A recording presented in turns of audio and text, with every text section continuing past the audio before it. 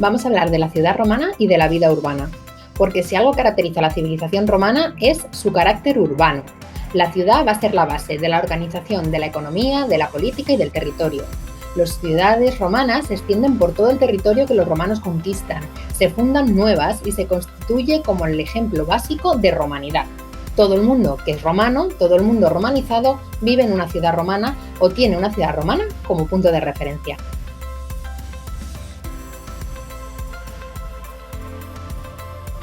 Todas las ciudades romanas tienen prácticamente la misma estructura, están planificadas de igual manera. Bueno, todas no. Por ejemplo, la propia ciudad de Roma, al ser producto de un crecimiento a lo largo de siglos y siglos, va a tener una estructura totalmente amorfa y no va a tener una clara planificación. Pero las ciudades que fundan los romanos de cero, que hacen nuevas, tienen todas el mismo trazado.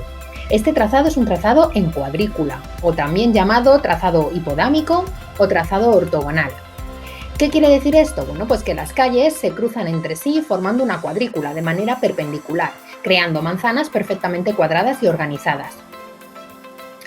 Este tipo de plano es una clara influencia de dos elementos. Por un lado, el campamento militar, ya que los romanos organizaban los campamentos siguiendo este esquema de calles que se cruzan y cuadrículas y manzanas perfectamente diseñadas, en este caso para las tiendas de los soldados, de manera que fuera muy rápido organizar el ejército y salir en caso de ataque o de prepararse para la lucha.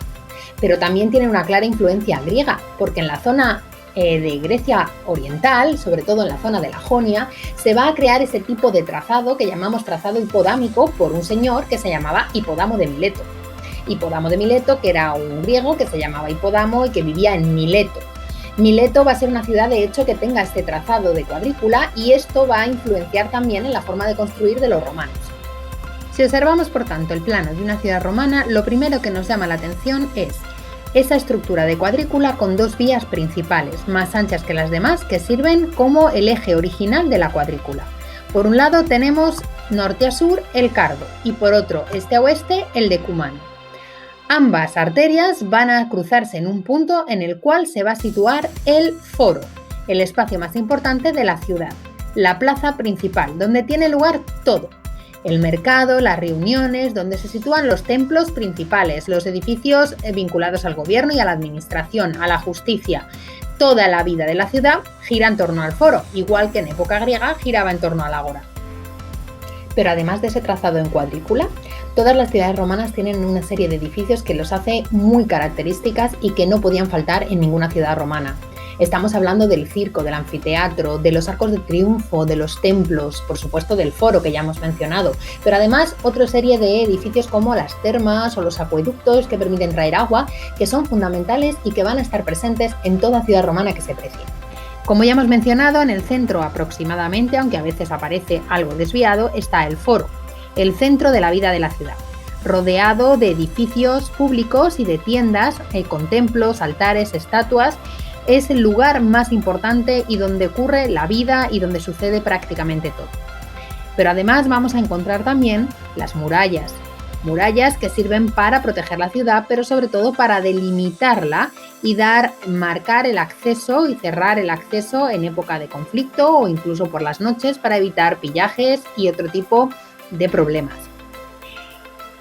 Encontramos además templos, no solo en el foro vamos a encontrar templos, sino repartidos por los distintos barrios de la ciudad aparecerán templos dedicados a los distintos dioses, que van a guardar siempre su estatua, la estatua del dios, y van a tener un recinto al aire libre donde se celebrarán las ceremonias. También encontramos el arco de triunfo. Esta estructura que veis aquí, que tiene forma de puerta o de arco, como la puerta de Alcalá, por ejemplo, para que la tengáis en la cabeza, que era algo que construían los generales victoriosos que conquistaban grandes territorios y que conmemoraban de alguna manera sus victorias. Se colocan en las avenidas principales para que todo el mundo pase por ellos y pueda verlos y conmemorar esas victorias. Además de eso, encontramos un edificio fundamental, que son las termas. Las termas que sirven para dar cobijo a los espacios de limpieza y de baño, pero no solamente para lavarse el cuerpo, sino además para ejercitarse, para recibir masajes, etc. Son lugares fundamentales a los que los romanos acuden 1 o 2 veces al día. Los hay para mujeres y los hay para hombres. Tenemos también los circos. Cuidado que aquí nos confundimos. Los circos son esta estructura alargada que bebe su influencia del stadium griego. Es decir, es parecido a un estadio deportivo en el que se celebran sobre todo las carreras de carros tirados por caballos. Normalmente de cuadrigas si son 4 o de vigas si son 2 caballos. Además tenemos también los teatros, que son muy parecidos a los griegos, solo que en lugar de estar construidos en la ladera de una montaña, son edificios totalmente exentos. Y tenemos, por supuesto, los anfiteatros, donde tienen lugar juegos y sobre todo luchas de gladiadores.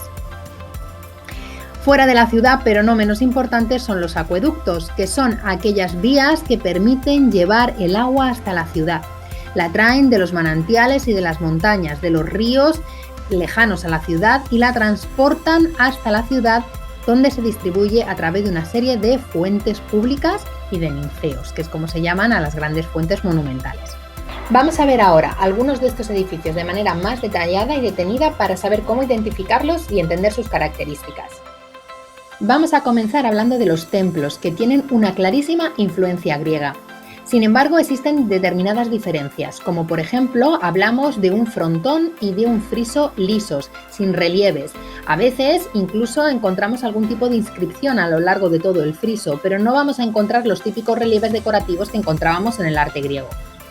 Tampoco encontramos una estructura de basamento formada por 3 o 4 plataformas escalonadas, sino que lo que encontramos es un podium, un pedestal, es decir, una plataforma elevada que solo tiene escaleras por la parte frontal del templo, no por los laterales ni por la parte trasera.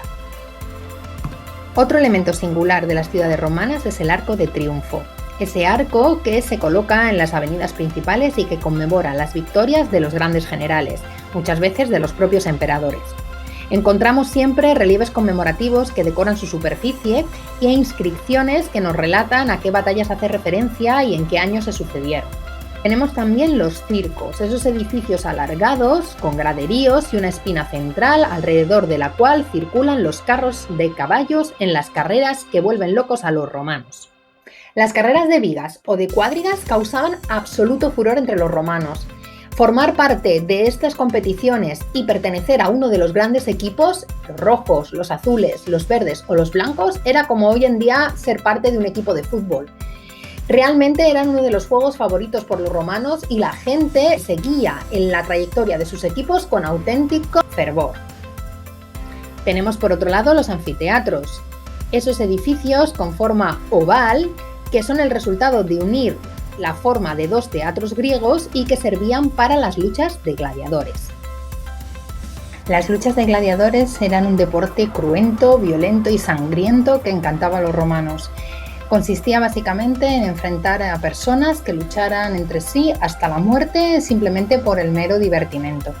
Estos luchadores, estos gladiadores eran esclavos, eran personas sin libertad, comprados y entrenados para tales fines. Es cierto, no obstante, que algunos gladiadores tremendamente famosos consiguieron muchísima fama y riqueza en forma de regalos y de favores de la gente, del público, y que muchos consiguieron obtener la libertad si conseguían vivir lo suficiente como para jubilarse en la arena.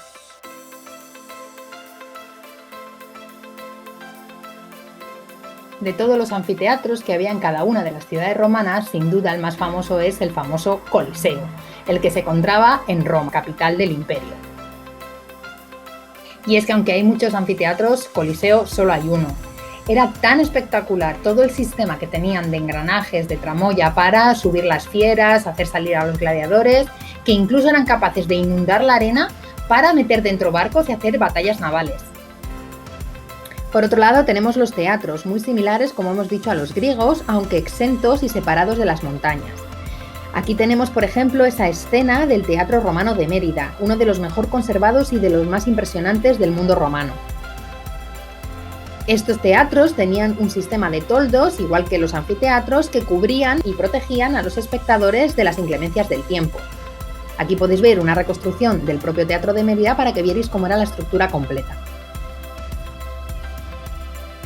Tenemos por otro lado las termas. Las termas que son los baños que servían para que los romanos se aseasen, hiciesen deporte y recibiesen masajes, etc. En cada ciudad romana había varias termas romanas. Estaban distribuidas por los barrios de manera que todo el mundo pudiera acceder a unas más o menos cercanas, al menos una vez al día para asearse. También las había privadas, no solo públicas, a las que podías pertenecer pagando una cuota de socio. Había siempre unas termas para mujeres y otras termas para hombres, ya que los hombres y mujeres acudían de manera separada a estos espacios de baño. Dentro se hacía muchísima vida social, puesto que no eran solamente un lugar para el aseo y para la gimnasia o para el entrenamiento físico, sino que también eran lugares donde se podían cerrar tratos e incluso se podían llegar a acuerdos comerciales y políticos. Muy probablemente parte de la conjura que acabó con Julio César se fraguó en alguna de las termas, porque a los romanos les encantaba ir allí a discutirlo todo. Tenemos una estructura muy similar en todas las termas, que consiste fundamentalmente en 3 apartados o 3 piscinas de agua fría, de agua templada y de agua caliente, además de otra serie de instalaciones como gimnasios, vestuarios e incluso bibliotecas. Las 3 piscinas de las termas, la fría, la templada y la caliente, por ese orden habitualmente de uso, se llamaban frigidarium, tepidarium y caldarium. El sistema de calentamiento de toda este agua es impresionante y se hace por un sistema subterráneo que se llama el hipocaustum. Lo que hacían los romanos era construir las termas elevadas sobre una serie de ladrillos que permitían crear conductos debajo del suelo y con un sistema de horno calentaban todo el aire que circulaba tanto por las paredes como por debajo del suelo, creando un sistema de calefacción radiante que calentaba tanto el agua como las estancias. Por último, hablaremos de los acueductos, unas infraestructuras que permitían llevar el agua desde las montañas o los manantiales hasta las ciudades. Su nombre viene directamente de la palabra aquae ductus, que quiere decir camino del agua, y que básicamente es lo que son, puesto que son canalizaciones del agua desde la zona de las montañas hasta las zonas bajas de los valles donde se situaban las ciudades. A pesar de que normalmente nos centramos en mirar las zonas de arquerías visibles de los acueductos son muchísimo más complejos e implican no solo estas estructuras y construcciones, sino también todo el sistema de canalización subterránea que permite, mediante la física y el descenso de las fuerzas del agua, llevar y transportar el agua desde su origen en las montañas hasta la zona baja de la ciudad. Pero en una ciudad romana no solo hay edificios públicos e infraestructuras, también tenemos viviendas. Vamos a distinguir 2 tipos fundamentales. Por un lado tenemos las domus, que son las viviendas de la gente adinerada. Son viviendas grandes, unifamiliares, con jardín. Todas tienen una entrada o atrium con una abertura superior en el tejado por la que se cuela el agua de la lluvia que se recoge en una piscina que se llama impluvium. Además, cerca de ese atrium están dispuestas las habitaciones o cubícula.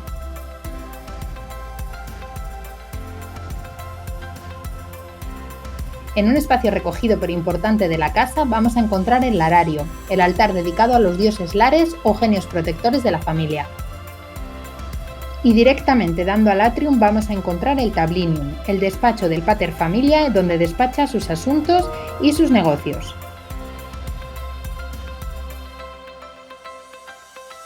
Todas cuentan con una especie de jardín interior que llamamos peristilo, rodeado de columnas, decorado a veces con fuentes y con estatuas. Y normalmente dando al peristilo encontramos una sala principal que es el triclinium, el lugar donde se come y se celebran los banquetes. Por supuesto, existen también lugares del servicio, como la cocina.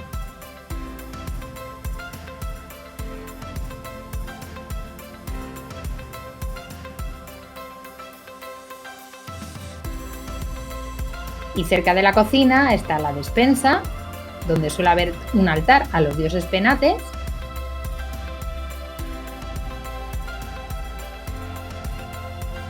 y las habitaciones de los esclavos. En esta zona de la casa también podemos encontrar las letrinas o retretes.